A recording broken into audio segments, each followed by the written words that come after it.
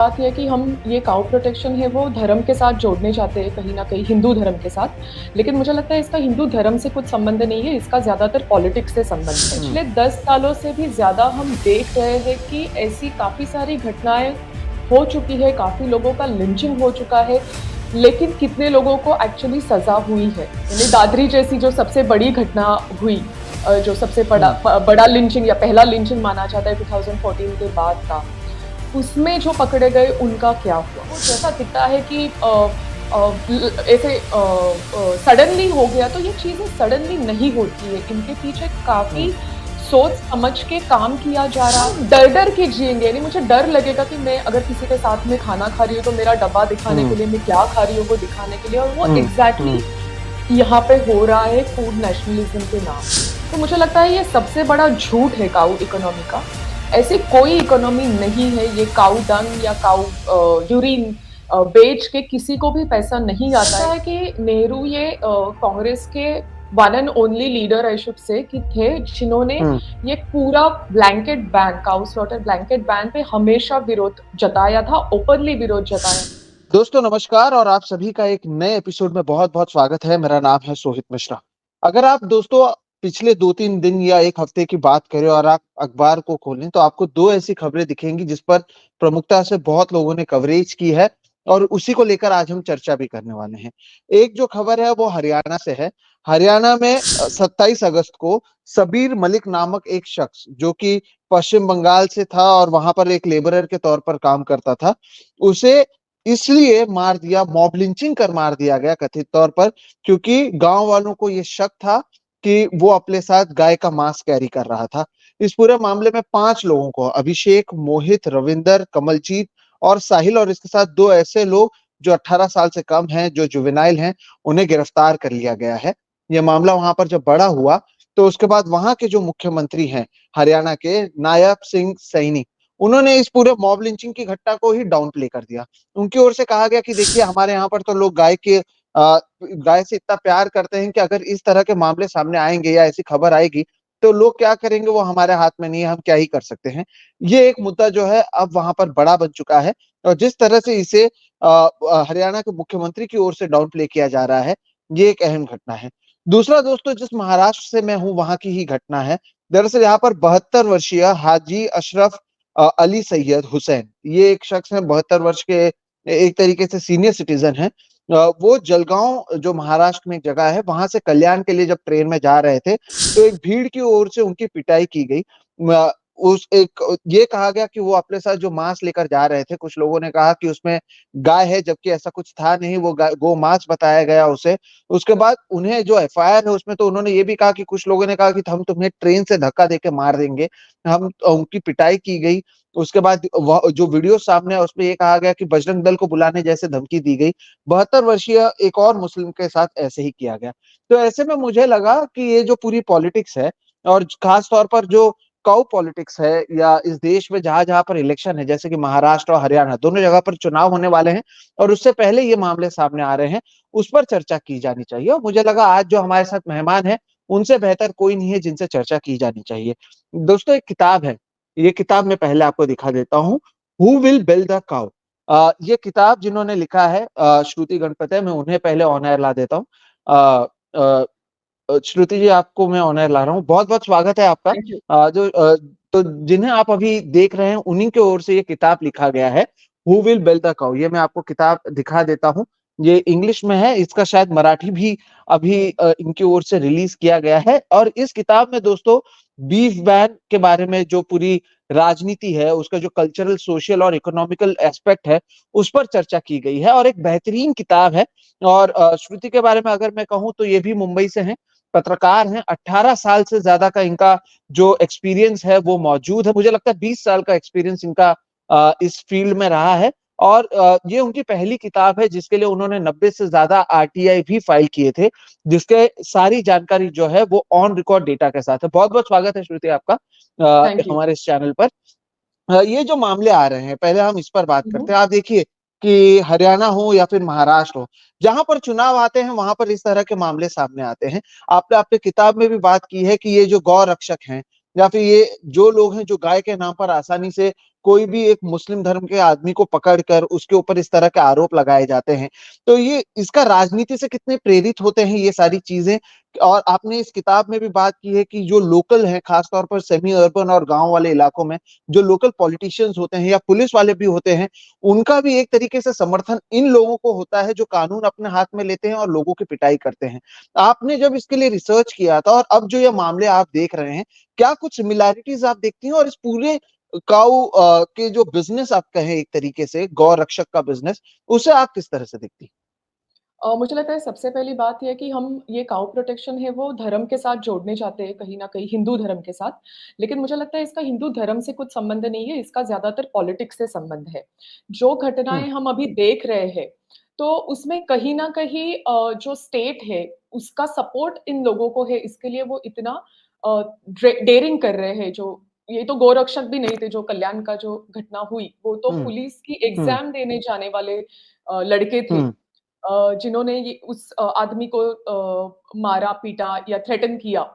तो ऐसी जो घटनाएँ हैं जिसमें हम क्लियरली देख सकते हैं थोड़ा एनालाइज़ करें तो कि पुलिस, वहाँ का लोकल कोई पॉलिटिशियन, पॉलिटिकल पार्टी अ, ज़्यादातर के हिंदुत्ववादी पार्टियाँ, तो इनका कहीं न कहीं सपोर्ट इन घटनाओं को हो है। और ये हुँ, पिछले 10 सालों से भी ज़्यादा हम देख रहे हैं कि ऐसी काफ़ी सारी घटनाएँ हो चुकी है, काफ़ी लोगों का लिंचिंग हो चुका है, लेकिन कितने लोगों को एक्चुअली सज़ा हुई है। इन दोनों हुँ, घटनाओं में भी एक लड़के को शायद 1 या 2 लड़कों को डिटेन कर लिया है, जो कल्याण वाली घटना है उसमें। लेकिन जी, हमें नहीं जी, पता कि इसका आरोप साबित होगा, नहीं होगा, उनको कुछ पनिशमेंट मिलेगी, नहीं मिलेगी। तो ये इन लोगों को पता चल गया है कि कहीं न कहीं डायरेक्टली, इनडायरेक्टली उनको ये सब हुल्लड़बाज़ी करने में सपोर्ट मिल रहा है। यानी दादरी जैसी जो सबसे बड़ी घटना हुई जो सबसे बड़ा हुँ, बड़ा लिंचिंग या पहला लिंचिंग माना जाता है 2014 के बाद का, उसमें जो पकड़े गए उनका क्या हुआ? और बहुत बार हुँ, ऐसा भी आप अगर केसेस फ़ॉलो करोगे बहुत दिनों तक तो आप देखोगे कि जिनको मारा गया है, उन्हीं पे एफआईआर दर्ज होता है कि दर्ज की गई। इन्होंने जी, इन्होंने स्मगलिंग किया है बीफ का। तो जो हुँ, विक्टिम हुँ, है उन्हीं को आप दोषी ठहरा रहे हो और जो भीड़ है उनको मारने पे तुली हुई है, उनमें से हुँ, किसी को पनिशमेंट नहीं होती है। तो ये कैसे हुँ, पॉसिबल है स्टेट में? हुँ, तो ये स्टेट के सपोर्ट के बिना तो पॉसिबल है नहीं, सिस्टम के सपोर्ट के बिना तो पॉसिबल है नहीं। हुँ, जब मैंने रिसर्च किया जो काऊ बेल्ट कहा जाता है नॉर्थ में जो काऊ अफेक्टेड एरियाज़ है, हरियाणा है, यूपी है या काफ़ी सारे स्टेट्स है। उसमें मैंने काफ़ी सारे गोरक्षक से बात की, उनका क्या फंक्शनिंग है, वो मैंने समझने के लिए उनसे बात की, उनके इंटरव्यूज़ लिए। तो उससे बार-बार एक चीज़ उभर के सामने आई कि वो वॉयलेंस करने से डरते नहीं हैं, क्योंकि उनको पता है कि वो कहीं न कहीं छूट जाएँगे, उनको सपोर्ट है। और वो हुँ, सेल्फ डिफेंस बोल के ये वॉयलेंस करते हैं। दूसरी चीज़ उनकी ऐसी है कि जैसे अपने कम्युनिटी में या फ्रेंड्स में व्हाट्सएप ग्रुप्स होते हैं, जिसमें हम इन्फॉर्मेशन मैसेजेस शेयर करते हैं, तो वैसे बहुत ही systematically district wise, region wise इनके व्हाट्सएप ग्रुप्स बनाए हुए हैं या सोशल मीडिया, हुँ, फेसबुक पे उनके पेजेस बनाए हुए हैं, जहाँ पे वो इन्फॉर्मेशन शेयर करते हैं एक-दूसरे से कि कहाँ से कौन जा रहा है, हाईवे से हुँ, कैटल ट्रक जा रहा है या ये फार्मर के घर में ये हुआ और स्पेशली जो मुस्लिम्स हैं, उनके घर पे तो आप कहिए कि नज़र ही रखी जाती है और उसमें हुँ, लोकल जो लोग हैं, वो उनका काफ़ी काफ़ी मदद करते हैं ये बताने के लिए, ये इन्फॉर्मेशन पास ऑन करने के लिए। उसमें पुलिस भी बहुत बार इन्वॉल्व्ड होती है, ये कोर्ट ने भी बहुत बार ऑब्जर्वेशन किया है कि इसमें पुलिस भी इन्वॉल्व्ड है। दूसरी हुँ, एक चीज़ मैं हुँ, बताना चाहूँगी इसमें जैसे महाराष्ट्र का एनिमल प्रोटेक्शन एक्ट जो है कैटल प्रोटेक्शन एक्ट, तो उसमें एक ऐसा प्रोविज़न है कि any person can um, seize raid any house or any vehicle if he or she is suspecting कि इसमें कैटल है या बीफ है। अब ये एनी पर्सन कौन है? यानी पुलिस हुँ, रेड करे हुँ, तो फिर भी हम समझ सकते हैं। कोई अथॉरिटी रेड करे तो हम समझ सकते हैं, बट ये एनी पर्सन कौन है? तो ये एनी हुँ, पर्सन इसीलिए प्रोविज़न की है कि ऐसे ही जो गोरक्षक बन के घूम रहे हैं, जो खुद को गोरक्षक बोलते हैं, ऐसे किसी के भी हाथ में ये रेड करने का, सीज़ पावर करने दे का देते हैं। पावर दे तो हुँ, ऐसे जो हुँ, लूपहोल्स एक्ट में भी जो बनाए हुए हैं, जो इनको सपोर्ट करते हैं, ऐसी सारी हुँ, घटनाओं में। तो हुँ, मुझे लगता है कि ये बहुत ही सिस्टमैटिक तरीके से चल रहा है। वो जैसा दिखता है कि ऐसे सडनली हो गया, तो ये चीज़ें सडनली नहीं होती है। इनके पीछे काफ़ी हुँ, सोच समझ के काम किया जा रहा है, काम किया जा रहा था। रादर अगर आप थोड़ा हिस्ट्री में जाओगे तो ये 150 इयर्स ओल्ड मूवमेंट है, यानी ये आज हुँ, 2014 के बाद नहीं आया है। लेकिन जिस तरीके से हिंदुत्ववादी फोर्सेस ने उसको कैप्चर किया है अपने पॉलिटिक्स के लिए, तो उन्हीं के पार्टी से जुड़े हुए लोग, उन्हीं के विचारधारा वाले छोटे-छोटे ग्रुप्स हमको इसमें दिखाई देते हैं। जैसे अभी उन्होंने बजरंग दल का नाम लिया कल के इंसिडेंट में हुँ। थ्रेटन करने के लिए। तो हम ये देख सकते हैं कि कौन इसमें इन्वॉल्व्ड है और कौन किसको टारगेट कर रहा है। बिल्कुल। तो बिल्कुल। एक तो तरीके से जो नियम है उसके ज़रिए दोस्तों आपके मेरे किसी भी घर पे अगर कोई चाहे तो वो रेड कर सकता है ये कहते हुए कि इसके घर पर बीफ है या जो हमने अखलाक के साथ भी देखा था जो हुआ था, उनके घर पर ऐसे ही रेड किया गया और ये कहा गया कि उनके घर पर बीफ है, आपकी पिटाई की जा सकती है और एक तरीके से सरकार का पूरा आशीर्वाद है। अ, समर्थन है। एक और चीज़ श्रुति जो आपकी इस किताब में है, मैं बार-बार इसका ज़िक्र इसलिए कर रहा हूँ क्योंकि मैंने पिछले कुछ दिनों में इसको पूरी तरीके से पढ़ा और ऐसी-ऐसी चीज़ें इसमें लिखी हैं जिस पर हम थोड़ी बहुत चर्चा तो आज ज़रूर करेंगे। एक बिल्कुल। मैं आपसे चाह रहा था इस पर भी अगर बात करें कि ये जो धर्म से जोड़ के दिखाया जाता है हुँ, कि गाय जो है वो केवल मुसलमान को ही खाते हैं, बीफ जो है वो मुस्लिम ही खाते हैं, हिंदू धर्म में कोई बीफ खाता ही नहीं था और ये केवल मुसलमानों ने हिंदुत्व के खिलाफ ये सारी चीज़ें की है। इसमें भी आपने बातचीत की और कहा या बताया एक तरीके से कि इसमें किस तरह से सच्चाई नहीं है और हुँ, कैसे जोड़ा गया है लोगों को यानी दलित से लेके ऐसे लोग जो खुद सोसाइटी के उस लेवल पर हैं जिनके साथ नाइंसाफी होती है, तो वहीं दूसरी जगहों पर उन्हें हिंदू का एक चोला पहनाकर ऐसे पूरे मूवमेंट से भी जोड़ा जाता है और उनके ज़रिए भी ये कहा जाता है कि हम जो हैं, हम हिंदू हैं, हम साथ में मिलकर मुस्लिम्स के खिलाफ लड़ने जा रहे हैं। जबकि एक तरीके से देखा जाए तो जो श्रेणी है नाइंसाफी की तो दलित्स के साथ भी इस देश में कई जगहों पर वैसे ही है, जैसे मुस्लिम्स के साथ है। लेकिन कैसे एक हिंदुत्व के चोले के अंदर ये सारी चीज़ों को भून दिया जाता है और इसके ज़रिए ध्यान भी भटकाने की कोशिश की जाती है। मैं उसको ना फूड नेशनलिज़्म कह के मैंने एक मेरा उसमें जी। विचार रखा है कि जैसे हिंदू नेशनलिज़्म है कि जिसमें हर एक चीज़ है वो डिफाइन है। तो वैसे कोई भी नेशनलिज़्म आप देखें किसी भी दुनिया में कोई भी नेशनलिज़्म अगर आप देखें तो उसमें हमेशा ऐसे होता है कि लोगों को कंट्रोल करने के लिए एक यूनिफ़ॉर्मिटी होती है। एक भाषा हुँ, होती है, एक विचार होता है, एक तरीका होता है। तो भारत जैसा अगर हम देश देखें कि जिसमें इतनी सारी डाइवर्सिटी है, इतने सारे अलग-अलग धर्म, जात, पंथ के लोग रहते हैं, अलग-अलग भाषाएँ बोलते हैं, अलग-अलग पहनाव है उनका, अलग-अलग खाना-पीना है उनका। तो अगर भारत को हम हिंदू नेशनलिज़्म के प्रोजेक्ट में डालें, जो काफ़ी सालों से आरएसएस कर रही है, तो वो भारत हुँ, उसमें फिट नहीं बैठता है। तो फिर क्या करना पड़ेगा? अगर भारत को भी ये हिंदू नेशनलिज़्म के प्रोजेक्ट में बिठाना है तो? तो हम अपने हिंदुत्व की कहानी सुनाते हैं कि भारत कैसे सोने की चिड़िया थी, फिर इस्लाम हुँ, आ गया, मुगलों ने आक्रमण किया और भारत का सब खत्म हो गया, जो बहुत हुँ, अच्छा चल रहा था वो। फिर हम हुँ, हमेशा ये दिखाने की कोशिश करते हैं यूनिफ़ॉर्मिटी लाने के लिए कि हमारी भाषा एक है, हमारा भगवान एक है, हमारा हुँ। धार्मिक जो किताब कहते हैं वो एक है, बल्कि हिंदू धर्म ग्रंथ में एक ऐसा है, हाँ। कोई भी एक किताब है नहीं। हर एक को अपना-अपना धर्म, अपना-अपना भगवान मानने का पूरा-पूरा फ्रीडम यहाँ पे है। जब हुँ, बात फूड पे आती है, तो अगेन वही है कि एक कोई फूड ऐसा नहीं है, एक कोई नेशनल डिश नहीं है कि जिसको हम बोल सकते हैं कि ये इंडिया की एक नेशनल डिश है। आप किसको बोलोगे? आप बिरयानी हुँ, को बोलोगे, आप खिचड़ी को बोलोगे, आप इडली-डोसा बोलोगे या किसको बोलोगे? ऐसी कोई भी एक हुँ, चीज़ नहीं। तो इस समय फिर जो वेजिटेरियनिज़्म है, वो एक हुँ, ईज़ी ज़रिया बन जाता है ये यूनिफ़ॉर्मिटी लाने का कि हम लोग वेज खाते हैं, हम हिंदू हैं। और जब हम ये डिफरेंशिएट करते हैं, हम वर्सेस वो, वो, तो हाँ, ये फ़र्क वो फ़र्क एकदम क्लियर कट हो जाता है कि जो हम लोग हैं, जो बीफ नहीं खाते, जो वेजिटेरियन है, जो हम हिंदू धर्म मानते हैं, वो हम हैं और ये हमारा देश है, ये हिंदुत्ववादी देश है। और जो ये हुँ, मानते नहीं है, जो इस आइडिया में फिट नहीं बैठते, वो दूसरे हैं, वो अलग है, वो अदर्स हुँ, है। उसमें फिर मुस्लिम आ जाते हैं, दलित आ जाते हैं, ट्राइबल आ जाते हैं, तो ये सारी घटना आप देखोगे तो उनमें इन्हीं लोगों को ज़्यादातर टारगेट किया जा रहा है।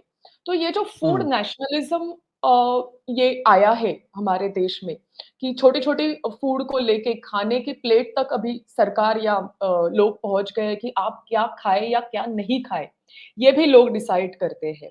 यानी ये बीफ हुँ, बैन तक सीमित नहीं है, आप देख रहे होंगे कि काफ़ी सारे मिड डे मील स्कीम में जो बच्चों को स्कूल में मिड डे मील दिया जाता है, उसमें से एग निकाल दिया है कि एग नहीं हुँ, खा हुँ, सकते हैं। तो ऐसी हुँ, कंट्रोवर्सीज़ बार-बार आ रही है, बार-बार उसपे आप देख रहे हैं कि न्यूज़ में आ रही है कि वेज, नॉन-वेज सोसाइटीज़ में ये झगड़ा बहुत चलता है कि नॉन वेजिटेरियन लोगों को अलाउड नहीं है सोसाइटी में। जी, तो जी, ऐसा तो कोई कॉन्स्टिट्यूशन बोलता नहीं है कि आप कौन-सा खाना खाएँ और कौन-सा नहीं खाएँ। और फूड ये एक हुँ, ऐसी चीज़ है मुझे लगता है कि वो बहुत ही आपके मन पे गहरा असर करती है क्योंकि हम लोग बचपन से पर्टिकुलर टाइप का फूड खा के बड़े होते हैं। तो हमारी जो यादें हैं, हमारा जो अपब्रिंगिंग है, हमारा जो इमोशन है, वो फूड से हुँ, जुड़ा हुआ होता है और वो ही आप मेरे प्लेट में से निकाल लें, तो मुझे तो हुँ, डेफ़िनेटली अफ़ेक्ट होगा, आपको भी होगा, हर किसी को होगा। और हम डर-डर के जिएँगे, यानी मुझे डर लगेगा कि मैं अगर किसी के साथ में खाना खा रही हूँ, तो मेरा डब्बा दिखाने के हुँ, लिए मैं क्या खा रही हूँ, वो दिखाने के लिए और वो हुँ, हुँ। एग्ज़ैक्टली यहाँ पे हो रहा है फूड नेशनलिज़्म के नाम पे। तो ये जी, सबसे बिल्कुल। बड़ा मुझे मैं तो लगता है कि डर है। या जी, बिल्कुल और मैं तो आपको बताऊँगा मैं मुंबई में ऐसे कॉर्पोरेट एजेंसीज़ को जानता हूँ, ऐसे बिल्डिंग्स को जानता हूँ जहाँ पर अगर कोई नॉन-वेज डब्बा लाता है तो उसे एक दूसरे फ्लोर पर जाकर खाना पड़ता है, आप वो कैंटीन में नहीं खा सकते और ये अगर हम मुंबई की बात कर रहे हैं, तो लोगों को रेंट पे घर भी नहीं देते हैं जो नॉन-वेज खाते हैं। हिंदू-मुस्लिम तो दूर की बात, वेज और नॉन-वेज में भी सोसाइटीज़ को बाँट दिया गया है। अब हम बात करते हैं फिर से ये गौरक्षा की, तो इतने बड़े पैमाने पर 2014 के बाद हर कोई अपने आप को जिसको खास तौर पर राजनीति में घुसना होता है, तो वो गौरक्षक बनकर कहीं न कहीं अपने पॉलिटिकल करियर की भी शुरुआत करता है। इसका कई जगहों पर जो असर पड़ा है, किसानों पर जो असर पड़ा है, उस पर भी चर्चा करेंगे। लेकिन पहले चर्चा ये करेंगे कि इसका सेंसस तो आया होगा, आपने इसका ज़िक्र किया है, मैं चाहता था आप यहाँ पर भी बिल्कुल। बात करें कि अगर देश भर में इतने गौरक्षक बढ़े हैं, खास तौर पर काऊ बेल्ट इलाके में, तो इसका ये मतलब होगा कि जिनकी वो रक्षा कर रहे हैं, उनकी भी बढ़ोतरी हुई होगी। इसका कहीं न कहीं फ़ायदा हुआ होगा। क्या वाक़ई इसका कोई फ़ायदा देखने मिलता है ऑन ग्राउंड, ऑन पेपर कि क्या सारी चीज़ें सामने आई हैं? ये बहुत ही इंटरेस्टिंग सवाल है। मैं कुछ नंबर्स यहाँ पे रखना चाहूँगी। अपना हुँ, देश का जो पहला सेंसस है वो 1951 में हुआ था और उसके बाद हर 10 साल में सेंसस कैटल सेंसस होता आ रहा है। तो ये मैंने हुँ, पूरा कैटल सेंसस है वो उसका एनालिसिस किया पहले 1951 से लेके अभी तक जो लास्ट सेंसस हुआ है। टू 2019 का लास्ट फिगर अपने पास है, तो वहाँ तक मैंने हुँ, उसका किया। तो एक बात समझिए कि हमारे यहाँ गाय को यानी जब इंडिपेंडेंस के 10 साल में ही गाय मारने के लिए काफ़ी सारे स्टेट्स ने बंदी लगाई थी। उसके हुँ, बाद धीरे-धीरे जैसे-जैसे लास्ट 10 सालों में हम देख रहे होंगे कि बुलक यानी जो बैल है, उसको मारने पे भी काफ़ी स्टेट्स ने बंदी लगाई है। लेकिन जो भैंस है, उसको मारने पे कोई बंदी है नहीं। उल्टा जो उत्तर हुँ, प्रदेश जैसे स्टेट है जहाँ पे काऊ प्रोटेक्शन मूवमेंट ये बहुत ही इंटेंसिफाइड है। वो स्टेट वहाँ से सबसे ज़्यादा ये सॉरी ये बफेलो मीट जो है जिसको कारा बीफ कहते हैं, उसका सबसे ज़्यादा हुँ, एक्सपोर्ट होता है। तो हुँ, हाईएस्ट एक्सपोर्ट यानी कंट्री में उत्तर प्रदेश से होता है ये कारा बीफ का। तो जब हम यानी एक साइकिल फूड चेन जैसे जिसको बोलते हैं ना, जो होता है कि अगर आप ये जो डोमेस्टिक एनिमल है, उसको हुँ, उनका जो ब्रीडिंग है, वो ह्यूमन पे डिपेंड करता है। They are not wild um, animals कि वो खुद का करेक्ट। ब्रीडिंग करे और खुद का पॉपुलेशन मेंटेन करे। ये हुँ, इनका जो हुँ, ब्रीडिंग है वो हम पे डिपेंड करता है कि हमको कितना कैटल को ब्रीडिंग करना है। तो हुँ, बफेलो पे जैसे कोई रिस्ट्रिक्शन तो है नहीं उसको मारने का, तो उसको मारा जाता है, खाया जाता है, एक्सपोर्ट किया जाता है और उससे रिलेटेड कोई रिलिजियस भी सैंक्शन है नहीं। जो कुछ है वो गाय के अराउंड है सैंक्शन। तो मैं इंटरेस्टिंग कुछ फिगर्स यहाँ पे बताना चाहूँगी, ये जो पॉपुलेशन फिगर्स है वो, कि बिटवीन 1951 एंड 2019 यानी 68 हुँ, इयर्स का जो पॉपुलेशन सेंसस है, उसमें जो टोटल कैटल सेंसस है वो 19.25 करोड़ का उसमें बढ़ावत हो गई है। It has increased by um, 19.25 overall. उसमें से हुँ, काऊ है वो 8 करोड़ है और बफेलो का पॉपुलेशन है वो 10 करोड़ है। उसमें शी हुँ, बफेलो जो है वो 5 करोड़ है। अभी ये हम परसेंटेज में देखें तो 49% हमारा काऊ का नंबर बढ़ा है। और जो हुँ, बफेलो का नंबर बढ़ा है वो 153% है। ये हमको समझ लेना ज़रूरी है कि 49% और 153% जबकि हम बफेलो को मारते हैं, लोग खाते हैं हाँ, या एक्सपोर्ट हुँ, करते हैं उसका, तो उसका नंबर बढ़ता है क्योंकि जो एनिमल है जिसका हमें कुछ तो वैल्यू है, यानी उसका कुछ तो मतलब है ह्यूमन्स के लिए, उसका नंबर बढ़ रहा है। व्हेरेas जो काऊ हुँ, है जिसको हम सिर्फ़ प्रिज़र्व करने की बात कर रहे हैं, उसको गोमाता कह रहे हैं, उसका नंबर उतना नहीं बढ़ा है। और अभी हुँ, सबसे जो क्वेश्चन मार्क जो सबसे बड़ा है वो बुलक्स को लेके है। यानी जैसे अभी एग्रीकल्चर भी बहुत सारा मैकेनाइज़्ड हो गया है, हम बुलक्स ज़्यादा यूज़ कर नहीं रहे हैं वहाँ पे और खाने पे भी उसपे पाबंदी लगाई है। तो आप गुजरात हुँ, जैसे स्टेट देखोगे, वहाँ पे 38% बुलक्स है वो मिसिंग है।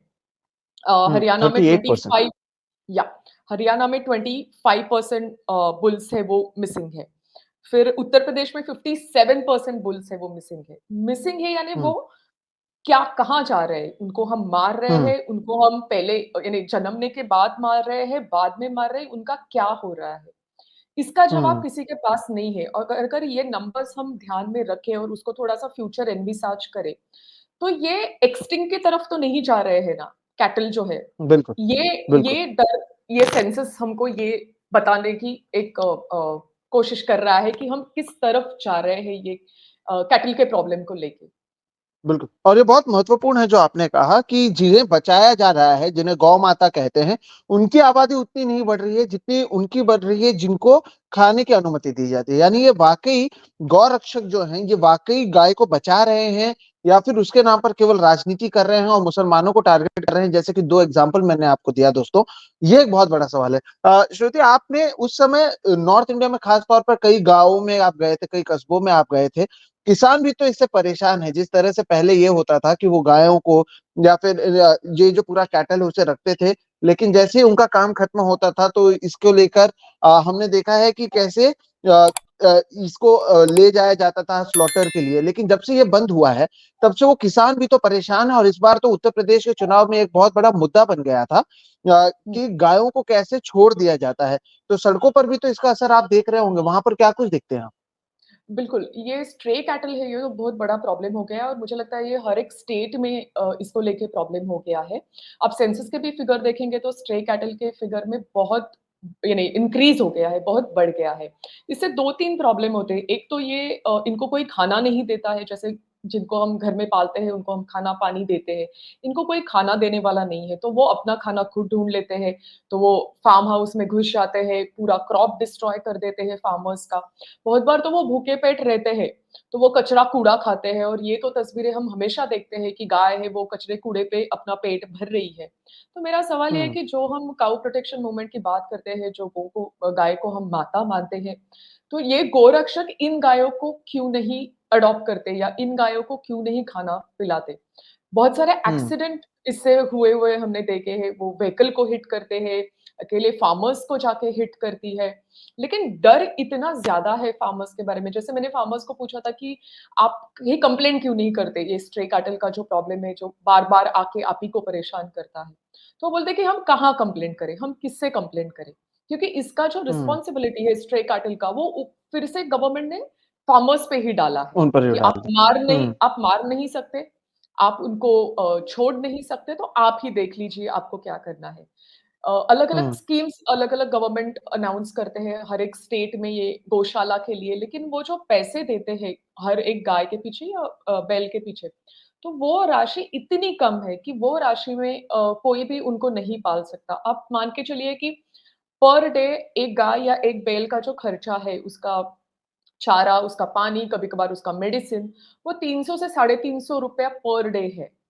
जब तक वो हुँ, गाय दूध दे रही है तब तक वो फार्मर को वो बेनिफिशियल है कि उसका दूध बेच के उसको थोड़ा बहुत पैसा आता है या जो बुल्क है उसको वो एग्रीकल्चर के लिए यूज़ कर रहा है। लेकिन जैसे ही वो दूध देना बंद कर देती है, तो ये हुँ, 300 साढ़े 300 रुपया पर डे एक छोटा फार्मर कहाँ से लाए? कि उसको और वो हुँ, दूध देना बंद करने के बाद भी 10-15 साल जीती है। तो हुँ, 10-15 साल वो गाय को या बैल को रखने का जो समय है, तो वो खर्चा कौन उठाएगा? और काफ़ी हुँ, सारी जो गौशाला है, उसका मॉडल बहुत लोग प्रमोट करते हैं, बहुत सारे गवर्नमेंट बोलते हैं कि हमारी गौशाला है। मैंने भी काफ़ी गौशाला को विज़िट करके देखा है। देखिए, गौशाला का अगर आपको फाइनेंशियल सपोर्ट है, यानी गवर्नमेंट से नहीं, एक्सटर्नल सपोर्ट है, तो वो गौशाला थोड़ी बहुत आपको ठीक-ठाक दिखाई देगी। अगर फाइनेंशियल सपोर्ट नहीं है गौशाला को, तो वो गौशाला नहीं चल सकती। ये जो काऊ हुँ, इकोनॉमी की बात हमेशा होती है कि गाय का गोमूत्र बेचेंगे, गाय का काऊ डंग बेचेंगे, उससे कुछ प्रोडक्ट बनाएँगे, साबुन बनाएँगे, अगरबत्ती बनाएँगे, फिनाइल बनाएँगे, फिर उससे मेडिसिन बनाएँगे। अगर ये सचमुच में काऊ इकोनॉमी इतनी सक्सेसफुल है, तो अब तक हमने ये मॉडल अपने फार्मर्स को क्यों नहीं दिया है या फार्मर्स ने कभी ये हुँ, इस्तेमाल क्यों नहीं किया है? तो मुझे लगता है ये सबसे बड़ा झूठ है काऊ इकोनॉमी का। ऐसी कोई इकोनॉमी नहीं है, ये काऊ डंग या काऊ यूरिन बेच के किसी को भी पैसा नहीं आता है। एक आध दूसरी गौशाला को आता भी होगा पैसा, तो वो सिर्फ़ और सिर्फ़ एडवर्टाइज़मेंट जो होता है, एक हुँ, हैमरिंग होता है एडवर्टाइज़मेंट का, उसके लिए आता होगा, लेकिन जब तक लोग अपने पॉकेट से पैसे नहीं देते हैं, तब तक वो गौशाला नहीं चल सकती क्योंकि सरकार का जो अनुदान है, वो इतना कम है कि उसमें गाय नहीं पाल सकते हैं। वो इम्पॉसिबल बिल्कुल, है और उल्टा बिल्कुल। इस नाम पे उन्होंने लैंड ग्रैब करके रखा है, जो गौशाला है, उसके नाम पे। हुँ। बिल्कुल, तो गायों के नाम पे आप ज़मीन को हड़प रहे हैं, आप किसानों को सता रहे हैं, आप किसी के भी घर पर जा रहे हैं दोस्तों, उनके घर पर रेड कर रहे हैं, मुसलमानों को सता रहे हैं। मेरे आखिरी 1-2 सवाल हैं श्रुति, एक सवाल आपसे ये था क्योंकि आपने कई लोगों से उस समय मुलाकात की थी, कई हुँ, गौ हुँ। रक्षक से आप मिले थे। आपने क्या उसमें कोई ट्रेंड देखा था कि हर कोई पॉलिटिक्स में आना चाहता है या फिर हर कोई या तो उनमें एक मुस्लिम हेट है, ऐसा कोई एक ट्रेंड आपको नज़र आया था? ये कौन लोग होते हैं अधिकांश लोग जो अपने आप को गौ रक्षक बनाना चाहते हैं, खास तौर पर 20-22 साल के लोग भी जो हैं, वो अपने आप को इसमें बड़े पैमाने पर लाने की कोशिश करते हैं। देखो 2004 ये गोरक्षक है ना वो बहुत पहले से ही है, लेकिन 2014 के बाद ये गोरक्षा का वर्ड इतना ग्लैमरस हो गया था कि जो हुँ, यूथ जो एस्पिरेशनल यूथ है कि उनको कुछ बनना है, कुछ अपना नाम कमाना है, तो उनको वो ईज़ी वे लगने लगा क्योंकि उसमें आपको कुछ प्रोटेक्शन मिल रहा है, ऊपर से आपका नाम भी हो रहा है, भले गैर तरीके में या गैर चीज़ों में हुँ, आपका नाम हो रहा है। लेकिन एक पर्टिकुलर समाज ऐसा भी है जो इन लोगों को मान-सम्मान देता है, उनको सपोर्ट करता है। तो ये एक हुँ, सीढ़ी बन जाती है अगर आपको पॉलिटिक्स में जाना है, सोशल लाइफ में जाना है, गलत तरीके से पैसे कमाने हैं, एक्सटॉर्शन करना है। हुँ, तो उस समय में यानी 2014 के बाद मैंने ऐसे काफ़ी युवकों से बात की कि जो अच्छे फैमिली से है, ऐसा बिल्कुल नहीं है कि सिर्फ़ पैसे के लिए वो ये गोरक्षक बने हैं। जो खुद अच्छा बिज़नेस में है, कोई लॉयर था, कोई किसी कंपनी में काम हुँ, कर रहा था। तो ऐसे व्हाइट कॉलर जॉब करने वाले भी लड़के ये गोरक्षक बनने के लिए या वो टैग पाने के लिए बहुत ही उत्सुक थे, क्योंकि उनको पता था हुँ, कि ये ग्लैमर है, इससे हमारा फ्यूचर है वो आसान हो जाएगा, जो पब्लिक लाइफ में हमारा नाम हो जाएगा। और कभी-कभी हर एक यानी यूथ जो होता है वो एज में अब देखोगे कि 25 टू 40 इयर्स का जो एज है, तो हर एक को कुछ बनने का एक सपना होता है कि मुझे कुछ बनना है, मुझे कुछ करना है। और जहाँ पे आपको करियर का बहुत स्कोप नहीं है छोटे टाउन में, वहाँ पे अगर आपको पॉलिटिक्स में कुछ आपको स्पेस मिल रही है, आपका नाम हो रहा है, आप अपना खुद का कुछ पॉलिटिकल पार्टी चालू कर रहे हो, तो ये ऐसे हुँ, तरीके बहुत ईज़ी होते हैं। तो इसके लिए मुझे लगता है काफ़ी सारे युवकों ने तब ये काऊ प्रोटेक्शन मूवमेंट जॉइन किया था। अभी भी काफ़ी सारे लोग उससे जुड़े हुए हैं और हुँ, दूसरी चीज़ ऐसी है कि उनका जो एक इंफ्रास्ट्रक्चर है ना, ये एक तो हमारा गाय के प्रति जो बार-बार हम पे जो नैरेटिव सुनाया जाता है, तो उससे हमारा जो मासेस है, वो थोड़े इन्फ्लुएंस्ड है गाय को लेके कि गाय हुँ, को वो हुँ, सच में माता मानते हैं। फिर हुँ, गौशाला जैसा स्ट्रक्चर है कि इनडायरेक्टली ये इन सब गोरक्षक को मदद करता है। सिस्टम हुँ, है जो उनको प्रोटेक्ट कर रहा है, लॉज़ है जो उनके फ़ेवर में है। तो आप देखिए कि ये सब विन-विन सिचुएशन है किसी भी आदमी को गोरक्षक बनने के लिए। तो हुँ, हुँ। ऐसे काफ़ी सारे कारण हैं कि जिससे ये यूथ है वो गोरक्षा मूवमेंट में देखे जाते हैं। बिल्कुल। और आपने जैसे कि कहा कि 150 सालों से ये पूरा मामला चल रहा है। पहले भी इसको लेकर राजनीति की गई है। एक बहुत इंटरेस्टिंग दोस्तों, अगर आप इस किताब को पढ़ेंगे तो आपको दिखेगा कि उसमें भी जो हमारे देश के पहले प्रधानमंत्री थे पंडित नेहरू, जिन्हें लेकर ये कहा जाता है कि जो भी चीजें खराब है वो उन्होंने की है, वो पूरी तरीके से इस जो कैटल स्लॉटर को बैन करने की बात की जाती है, उसके विरोध में थे। ये भी चीजें आपने सामने लाई है कि पंडित नेहरू जो थे वो यस। इस ये नहीं थे कि नहीं, इसको जो पूरी तरीके से बैन करने की बात या जो राजनीति आज हो रही है, वो शायद वो पहले ही समझ गए थे। मुझे लगता है कि नेहरू ये कांग्रेस के one and only leader I should say कि थे जिन्होंने हुँ, ये पूरा blanket ban, cow slaughter blanket ban पे हमेशा विरोध जताया था, ओपनली विरोध जताया था। जब अपना कॉन्स्टिट्यूशन फॉर्म हो रहा था, तभी भी कांग्रेस के ही कोई लोगों ने ये ब्लैंकेट बैन की मांग की थी, लेकिन नेहरू उनके खिलाफ गए। उन्होंने रिजाइन करने का भी थ्रेट किया कि मैं अपना करियर स्टेक पे लगाऊंगा, लेकिन मैं ये कभी भी पूरा ब्लैंकेट बैन अलाउ नहीं करूँगा। और उनकी ये जो हुँ, भूमिका है वो लास्ट उनके आखिरी दिनों तक बरकरार रही। और मुझे लगता है ऐसे स्ट्रॉन्ग और देखिए नेहरू होते हुए भी इंडिपेंडेंस के 10 सालों में ही जो स्टेट्स हैं जिन्होंने काऊ स्लॉटर पे बैन लगाया वो सबसे पहले स्टेट कांग्रेस के ही थे। बाद में हुँ, बीजेपी हुँ, जो अभी यानी बीजेपी तो बाद में बनी है, तो बीजेपी तो अभी उसका फ़ायदा उठा रही है। लेकिन कांग्रेस में भी ऐसे एक समूह था जो हिंदुत्ववाद को मानता था, जिनको काऊ प्रोटेक्शन कंप्लीट बैन काऊ स्लॉटर पे चाहिए था। लेकिन नेहरू जी, हमेशा खड़े रहे और उन्होंने इसका विरोध किया है, जो आज हम नेहरू को हर एक चीज़ चिपका देते हैं कि ये नेहरू के वजह से हुआ, वो हुँ, नेहरू के वजह से हुआ। तो ये फैक्ट भी मुझे यानी मेरी रिसर्च में मिल गया कि नेहरू ने क्या उनका कंट्रीब्यूशन किया है और उनका ये हुँ, काऊ प्रोटेक्शन मूवमेंट को क्यों विरोध था? क्योंकि अभी इसका जो परिणाम हो रहा है इकोनॉमिकल, सोशल, पॉलिटिकल या लोगों के मन में जो डर बैठ गया है, वो शायद उन्होंने कहीं न कहीं सेंस तब किया होगा, इसीलिए उनका इतना जोरदार विरोध रहा था ब्लैंकेट बैन के लिए। बिल्कुल। अब मैं आपसे पूछना चाहता हूँ, जब आपने ये किताब लिखी थी who will build the cow, आपको किस तरह की परेशानी का सामना करना पड़ा था? क्योंकि इसको लेकर इतनी पॉलिटिक्स चल रही थी, इसे लेकर क्या आपने जब ये टॉपिक चूज़ किया और आपने इस पर रिसर्च की और जिस तरह के इसमें डेटा है, आरटीआई की डेटा है, और जब ये किताब पूरी तरह से रेडी थी, क्या आपको पब्लिशर मिलने में दिक्कतें हुई थी? किस तरह की परेशानी का सामना आपको करना पड़ा था, मोदी राज में एक ऐसी किताब को लाना, जो शायद सरकार का एक बहुत बड़ा एजेंडा है, जिसको आप एक तरीके से उध्वस्त करते हुए और वो जो एजेंडा है उसकी सच्चाई को सामने लाते हुए नज़र आ रहे हैं? मुझे लगता है कि इन्फॉर्मेशन एक तो कोई कुछ किसी भी तरीके की इन्फॉर्मेशन गवर्नमेंट की तरफ से दी नहीं जाती है। मैंने आरटीआई भी डाला, हुँ, उसके बाद भी मुझे बहुत जगह से नहीं, नहीं, नहीं रिप्लाई आया था। बहुत जगहों ने ये भी कहा कि ये तो नेशनल सिक्योरिटी का मुद्दा है। ज देखो लोग यहाँ पे हुँ, मारे जा रहे हैं, उनका लिंचिंग हो रहा है, तो ये नेशनल सिक्योरिटी का मुद्दा कैसे हो सकता है, उनके बारे में इन्फॉर्मेशन बताना। और जितना उसमें आप डीप डीप जाओगे वैसा पता चलेगा कि वो सामने आता है कि कुछ इन्फॉर्मेशन गवर्नमेंट ने इसके बारे में रखी नहीं है। उसको सिर्फ सेंसिटिव हुँ, सेंसिटिव बन के इन्फॉर्मेशन छुपाने की बहुत कोशिश हो रही है। दूसरी हुँ, चीज़ हुँ, इसमें है कि लोग तो इस चीज़ के बारे में बहुत डर के बात करते हैं, तो मुझे काफ़ी सारे लोगों के नाम हैं, जिनका मैंने अकाउंट हुँ, यहाँ पे लिखा है, जिनके वर्जन्स उसने लिखे हैं, उनके नाम मुझे बदलने पड़े या नाम उनके मैंने नहीं लिए हैं। क्योंकि उनको बहुत डर है इस चीज़ का कि उन वो लोग हुँ, आइडेंटिफ़ाई ना हो जाए सरकार के खिलाफ बोल के।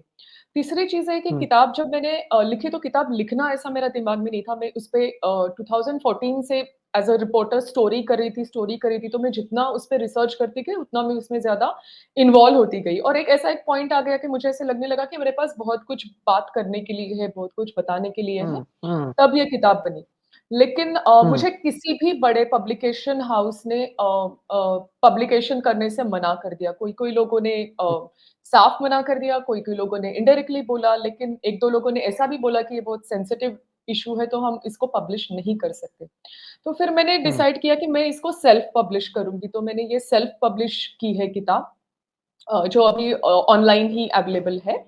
और हुँ, दूसरी उसमें चीज़ ऐसे हुई कि एक विदर्भ लिट फेस्ट करके नॉन फिक्शन बुक्स का फेस्टिवल होता है।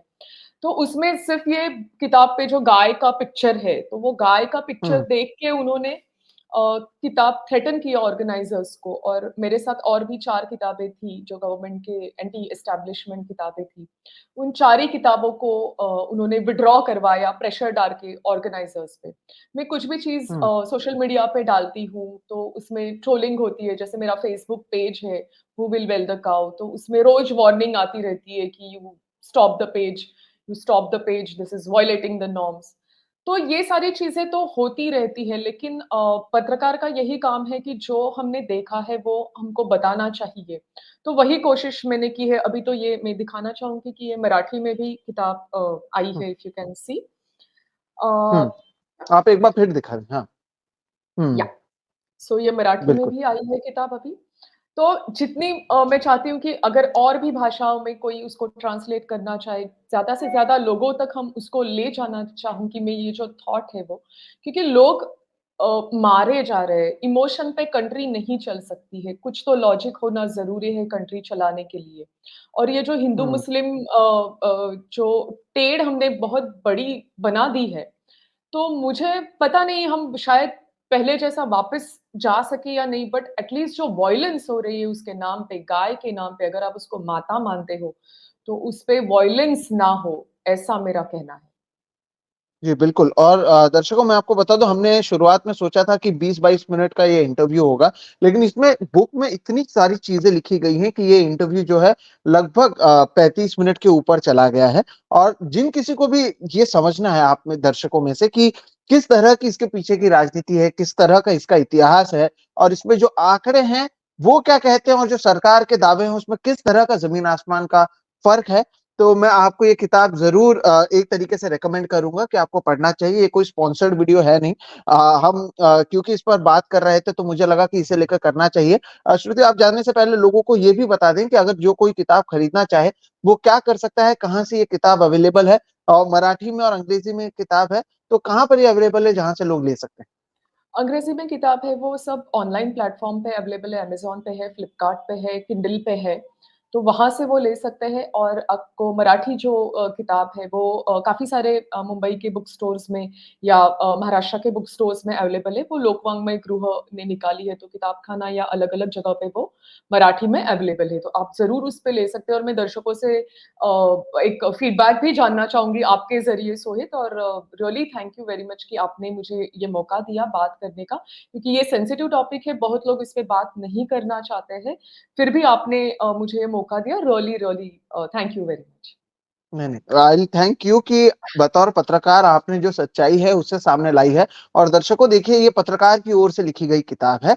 तो इसके ज़रिए जो सारी चीज़ें अभी हो रही हैं, जो घटनाएँ हो रही हैं, मुंबई, महाराष्ट्र में हमने घटनाएँ देखी हैं, हरियाणा में हमने जो देखा है, जो मॉब लिंचिंग के नाम पर मुसलमानों को डराया जा रहा है, तो इसके पीछे की राजनीति और ये जो गौ रक्षक हैं और इसके पीछे का जो उनका पूरा एक तरीके से सोच है, उसके बारे में हमने चर्चा करने की कोशिश की है। श्रुति आपका बहुत-बहुत शुक्रिया कि आप जुड़ी और आपने ये सारी जानकारी जो आपने ना जाने कितने महीनों में इकट्ठा की है, वो आपने हमारे साथ कुछ मिनटों में शेयर की। तो बहुत-बहुत शुक्रिया दर्शकों, थैंक आपको यू। ये वीडियो कैसा लगा ज़रूर बताइएगा। श्रुति की ओर से और मेरी ओर से मैं आपको केवल ये कह सकता हूँ कि अगर आपको इस पे इंटरेस्ट है, दिलचस्पी है, तो किताब की जो कुछ लिंक्स हैं, वो भी मैं अपने कमेंट सेक्शन में डाल दूँगा। आप वहाँ से भी इस किताब को चेकआउट कर सकते हैं। बहरहाल इस वीडियो के ज़रिए हमारी कोशिश जो थी ये सारी सच्चाई को आपके सामने लाने की थी। ये वीडियो आपको कैसा लगा ज़रूर बताइएगा। अगर पसंद आए तो इसे दूसरों के साथ भी साझा कीजिए। साथ ही साथ चैनल को सब्सक्राइब करना ना भूलें क्योंकि बिना किसी नोक-झोंक, बिना किसी बड़े आवाज़ को चढ़ाए हम जो मूल मुद्दे हैं उसे समझाने की कोशिश इस चैनल के लिए ज़रिए कर रहे हैं। तो अगर वीडियो पसंद आए तो ज़रूर इसे लाइक करें और आप श्रुति को तमाम जो सोशल मीडिया हैंडल्स हैं वहाँ पर भी फॉलो कर सकते हैं। फिलहाल इतना ही। हम दोनों की तरफ से आपको नमस्कार। Thank you.